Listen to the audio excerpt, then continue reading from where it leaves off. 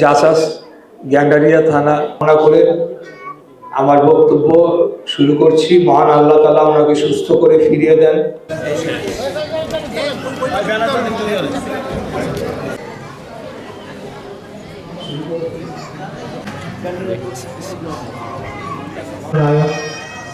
জনাব হেলাল খান, উপস্থিত কমিশনার মকবুল ইসলাম খান টিপু, সকল নেতৃবৃন্দ, বাংলাদেশ জাতীয়তাবাদী দল বিএনপি পরিস্থিতি ভিতর দিয়ে যাচ্ছে।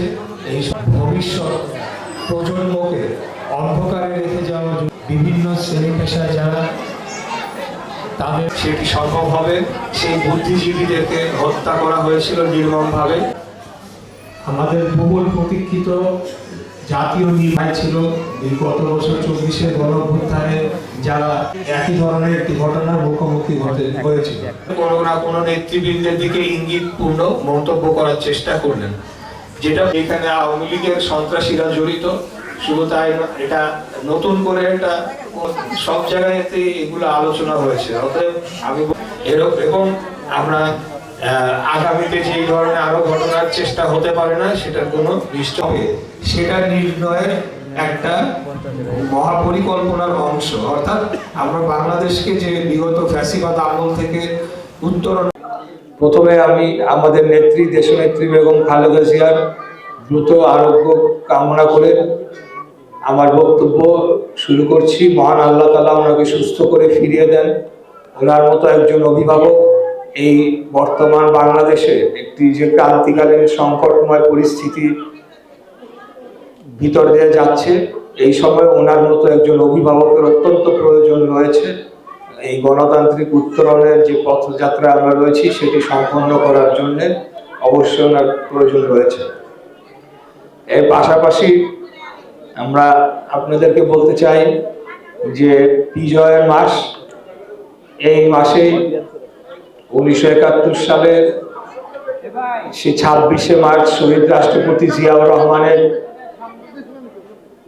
সে মহান স্বাধীনতার ঘোষণার মাধ্যমে যে 9 মাস যুদ্ধ হয়েছিল, তারপরে 16ই ডিসেম্বর আমরা আমাদের বিজয় দিবস অর্জন করি।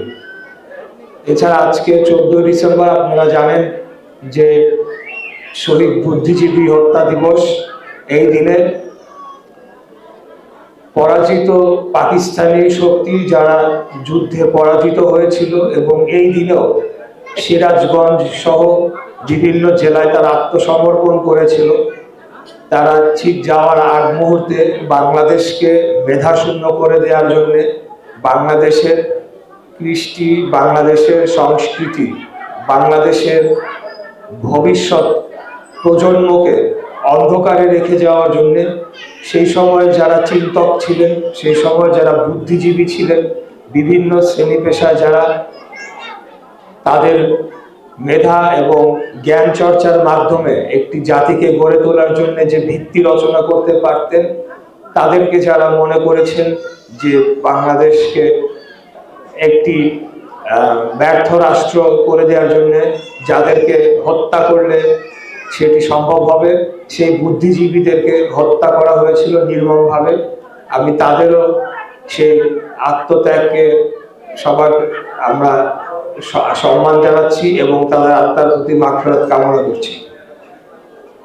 আসলে বেশি বক্তব্য দেব না, আমরা প্রথমে বর্তমান আজকের দিনের যে প্রেক্ষাপট সেই জায়গায় কিছুটা আলোকপাত করতে চাই। আপনারা জানেন যে গত বৃহস্পতিবার আমাদের বহুল প্রতীক্ষিত জাতীয় নির্বাচনের তফসিল ঘোষণা করা হয়েছে এবং সেটি সব রাজনৈতিক দল মত এবং ফ্যাসিবাদ বিরোধী শক্তি যারাই ছিল গত বছর 24-এর গণঅভ্যুত্থানে যারা রক্ত দিয়েছে সবাই সেটিকে সাদরে গ্রহণ করেছে এবং সেটিকে অভিনন্দন জানিয়েছে।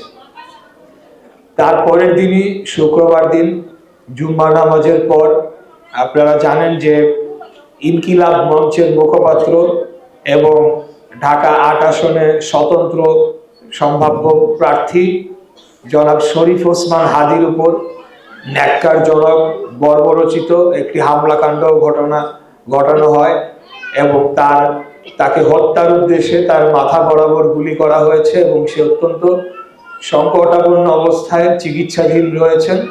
তার ডাক্তাররা সম্পূর্ণ চেষ্টা করছেন, কিন্তু তার আসলে জীবন মৃত্যুর বিষয়ে পুরোটাই সবসময় আল্লাহর হাতে ছিল। এখনো সম্পূর্ণরূপে এটা আসলে মহান আল্লাহ তাআলার উপর নির্ভর করছে যে জনাব হাদি আমাদের মাঝে ফেরত আসবেন কিনা। এখন এর আগেও আপনারা লক্ষ্য করে থাকবেন, যখন বিএনপির প্রার্থী তালিকা ঘোষণা করা হয়েছিল, চট্টগ্রাম ৮ আসনে বাংলাদেশ জাতীয়তাবাদী দল বিএনপি মনোনীত প্রার্থী জনাব এরশাদুল্লাহকেও একই ধরনের একটি ঘটনার মুখোমুখি হতে হয়েছিল। যদিও এখন বিস্তারিত তদন্তের পর বের হয়ে আসছে যে ওসমান হাদির ঘটনাটি সম্পূর্ণ ভিন্ন একটি পরিকল্পনার অংশ হয়ে থাকতে পারে এবং যারা হত্যাকারী খুব সুন্দর পরিকল্পনা করে তারা হত্যা করে তারা বর্ডার দিয়ে অতিক্রম করে পালিয়ে গিয়েছে বলে সর্বশেষ খবর আমরা জানতে পেরেছি। তো বিস্তারিততে যাব না, এটা এখন তদন্তাধীন বিষয়, সরকার এটা নিশ্চয়ই এটা তারা দেখবে। তবে আমি এখানে প্রথমে মনে করি যে কয়েকটি বিষয় একটু তুলে আনার দরকার রয়েছে। প্রথমত, আমরা লক্ষ্য করেছি যে জনাব হাদির ঘটার কিছু সময়ের মধ্যে একটি রাজনৈতিক দল এবং তাদের যারা অঙ্গ সংগঠনের নেতৃবৃন্দ আছে তারা বিভিন্ন আকার ইঙ্গিতে ইনডাইরেক্টলি কিছু বক্তব্য দেওয়ার চেষ্টা করলেন এবং এটি কোনো না কোনোভাবে এটি আমাদের কোনো না কোনো নেতৃবৃন্দের দিকে ইঙ্গিতপূর্ণ মন্তব্য করার চেষ্টা করলেন। যেটা প্রথমে আমি বলতে চাই যে তারা নিচে নামতে পারে ঠিক আছে, কিন্তু সেই দল যারা নিজেদেরকে এত সহি, এত সাফ, এত পাক পবিত্র মনে করে, তাদের থেকে এই ধরনের নোংরামি আসলে আমরা আশা করি না।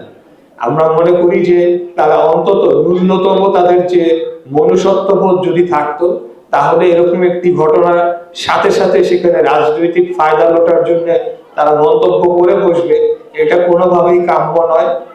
বিগত 24-এর গণ অভ্যুত্থানের পরে আমরা ভিন্নতর রাজনৈতিক চর্চা এবং কালচারের আশা করেছিলাম, কিন্তু আমরা দেখতে পাচ্ছি যে সেখান থেকে আসলে খুব একটা সরে আসা হয় নাই।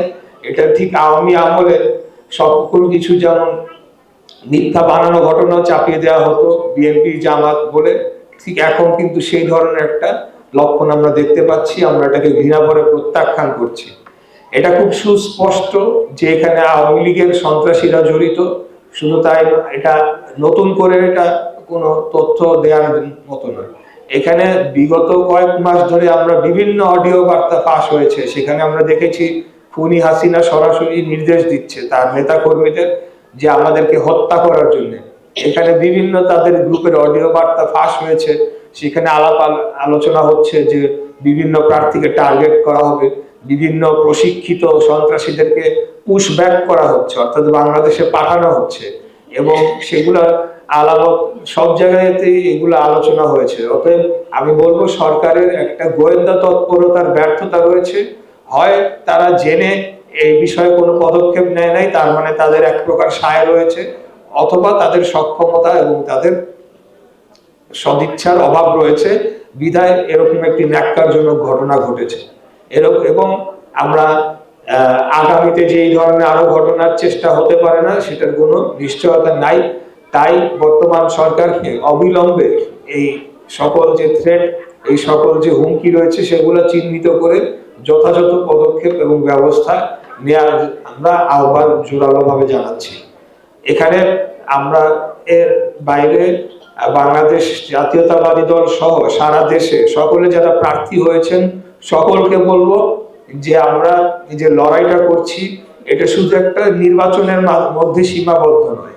এই নির্বাচনটা হলো বাংলাদেশের স্বাধীনতা, সার্বভৌমত্ব, আগামী 50 বছরে বাংলাদেশের ভবিষ্যৎ কি হতে পারে, কি হবে সেটা নির্ণয়ের একটা মহাপরিকল্পনার অংশ। অর্থাৎ আমরা বাংলাদেশকে যে বিগত ফ্যাসিবাদ আমল থেকে উত্তরণ ঘটিয়ে গণতান্ত্রিক রাষ্ট্রে পরিণত করতে চাই, এমন একটা দেশ করতে চাই যেখানে দল, মত, ধর্ম, বর্ণ নির্বিশেষে সকল শ্রেণী পেশার মানুষ, হিন্দু, মুসলমান, গরিব, ধনী সবাই পাশাপাশি বসবাস করবে এবং সকলে যার যার নাগরিক অধিকার নিয়ে বসবাস করবে। এবং এখানে কোনো ভয়ভীতির চর্চা থাকবে না, এখানে কোনো পেশি শক্তির ব্যবহার, সন্ত্রাসের ব্যবহার হবে না।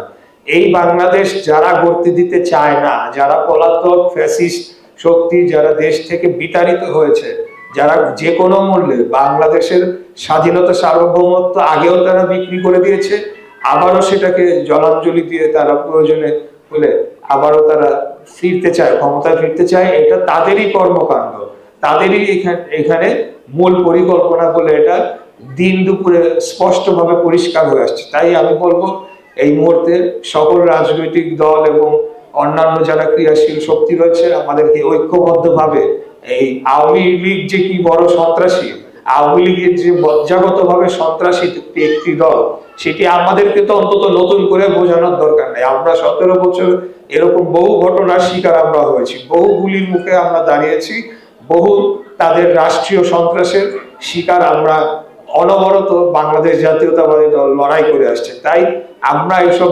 গুলিকে কোনো তোয়াক্কা করি না। এরকম ঠিক আছে, এরকম এখন চোরের মতো এসে সামনাসামনি যদি তাদের সেই সাহস থাকতো, সেই সাহস নাই, তারা কাপুরুষের মতো চোরের মতো গুলি করে দিয়ে পালায় যাবে আর মনে করবে যে আমরা ভয় পেয়ে যাব, বাংলাদেশকে যে আমরা আবার স্বাধীন সার্বভৌম গণতান্ত্রিক রাষ্ট্রে পরিণত করার জন্য আমরা যে লড়াইটা করছি সেটা থেমে যাবে, সেটা সম্পূর্ণরূপে ভুল প্রমাণিত হবে। সকল প্রার্থী যারা রয়েছে তাদেরকে আহ্বান জানাবো, আপনারা যে যার জায়গায় অবস্থানে শক্ত থাকুন। খুব অতি দ্রুতই, অতি শীঘ্রই এই সন্ত্রাসীদেরকে আমরা চিহ্নিত করে আমরা তাদেরকে ধরার ব্যবস্থা করব এবং বাংলাদেশে আওয়ামী লীগের যে ইস্যুটা রয়েছে সেটাকে একটা স্থায়ীভাবে সমাধান করার জন্য, তাদের দলীয়ভাবে তাদের বিচার করার জন্য আমরা আগামী দিনে পদক্ষেপ নেব ইনশাআল্লাহ। এটি আমি আপনাদেরকে বলতে চাই। সর্বশেষ যে কথাটি বলতে চাই যে আগামী 25 তারিখ আমাদের নেতা দেশনায়ক জনাব তারেক রহমান উনি বাংলাদেশে প্রত্যাবর্তন করছেন এবং আমি মনে করি যে ওনার বহুল প্রতীক্ষিত এই প্রত্যাবর্তনের মধ্য দিয়ে বাংলাদেশের অন্যান্য এই ধরনের যে সকল অপশক্তি এখন বাইরে থেকে বা ভেতরে লুকিয়ে থেকে বিভিন্ন অপতৎপরতার চেষ্টা করছে, সব ধূলিসাৎ হয়ে যাবে। লাখো জনগণ যখন আমাদের নেতার নেতৃত্বে নেমে আসবে এবং একটি নির্বাচনী উৎসবে যখন পরিণত হবে, সেই উৎসবে সবাই অংশগ্রহণ করুক, সবাই ভোট কেন্দ্রে যান। কেউ কাউকে বলে দিচ্ছে না কাকে ভোট দিতে হবে, আপনার ভোট আপনি দেন, কিন্তু আপনারা সবাই ভোট কেন্দ্রে যান।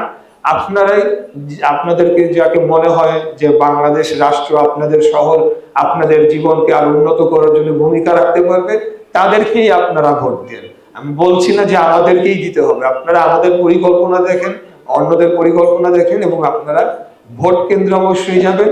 এই খুনি আওয়ামী লীগ যে এখন একটা ভীতি সঞ্চারের চেষ্টা করছে, সেটাকে আমরা সম্মিলিতভাবে রুখে দেবো ইনশাআল্লাহ। যেভাবে তাদেরকে বিতাড়িত করা হয়েছিল, আবারও বাংলাদেশ ঐক্যবদ্ধ রয়েছে তাদের বিরুদ্ধে বাংলাদেশকে রক্ষা করার জন্য।